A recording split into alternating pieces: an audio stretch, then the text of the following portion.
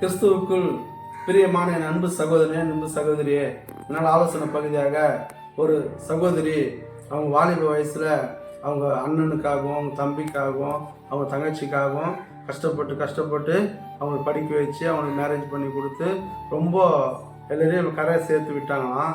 அவர் விடும்போது இவங்களுக்கு வயது ரொம்ப அதிகமாகிடுதான். வயது அதிகமானவொடனே இவங்களால மேரேஜ் பண்ணிக்க முடியல. அவங்க குடும்பத்துக்காக வாழ்ந்து முடிச்சுட்டாங்களாம். முடிக்கும் போது கடைசியாக அவங்களுக்கு இருந்தது ஒரு 10 சென்ட் நிலமா. அந்த நிலத்துல அவங்க வாழ்ந்து கொண்டு இருந்தாங்க. அப்போது ஒரு நாள் ஒரு மிஷினரி கன்வென்ஷன் கூட்டத்துக்கு அவங்க போகிறாங்க. அப்படி போகும்போது அந்த மிஷினரி ஐயா அவர் பிரசங்கம் பண்ணுறாரு. ஐயா, நாங்கள் இந்தமாரி ஊழியம் பண்ணுற இடத்துல அநேக கஷ்டத்தின் மத்தியில் ஊழியம் பண்ணுறோம்.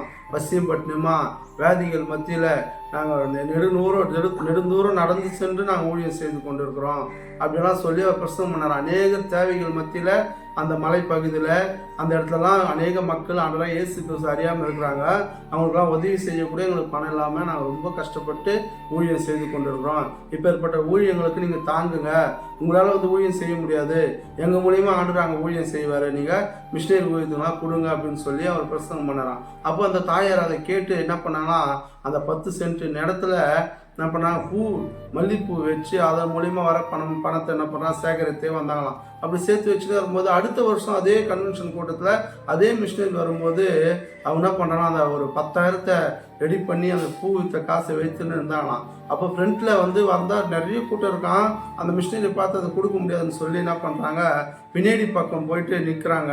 பின்னாடி சைடு தான் எப்படி வருவாருன்னு சொல்லி நிற்கும்போது அப்போது அந்த மிஷினரி வந்தாங்க. ஐயா உங்களாண்ட கொஞ்சம் பேசணும் ஐயா அப்படின்னு சொல்லி இந்த லெட்டர் கொடுத்தாங்களாம். லெட்டர் கொடுத்து அப்புறம் கவர் கொடுத்தாங்களாம்மா. இல்லைம்மா, இப்பயே ரொம்ப லேட் ஆயிடுச்சு, நான் போய் பிரசங்கம் பண்ணணும், என்னை விடுங்கம்மா அப்படின்னு சொல்கிறப்ப ஐயா நான் ரொம்ப நாள் நிற்கிறேன் ஐயா, ஒரு சின்ன காணிக்கை தான் இதை வச்சுங்க ஐயா அப்படின்னு சொல்லி அந்த லெட்டரும் அதையும் கொடுத்தாங்களாம். கொடுத்த உடனே அதை வாங்கி அந்த பீடிகெல்லாம் முடிச்சுட்ட உடனே அதை படித்து பார்த்தாராம்.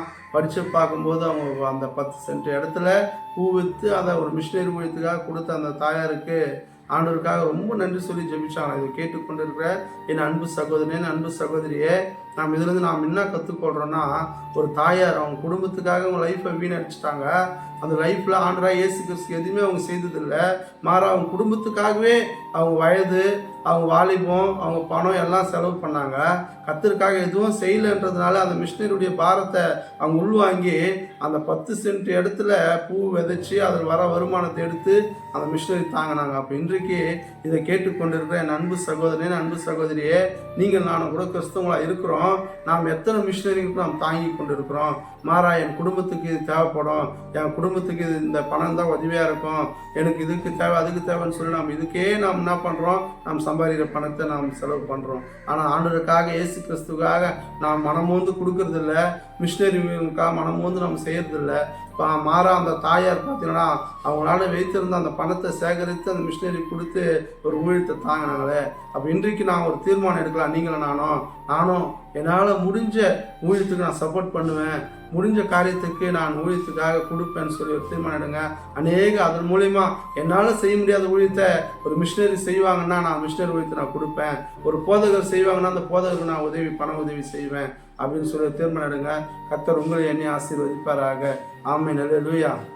நான் வாழும் இடங்களில் அழைப்பை மறவாமல் வெளிச்சம் கொடுத்திட விரும்புகிறேன்.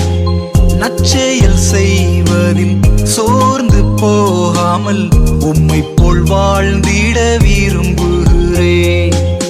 அன்பு, சந்தோஷம், சாந்தம், சமாதானம் ஆவியின் கனி தர விரும்புகிறேன்.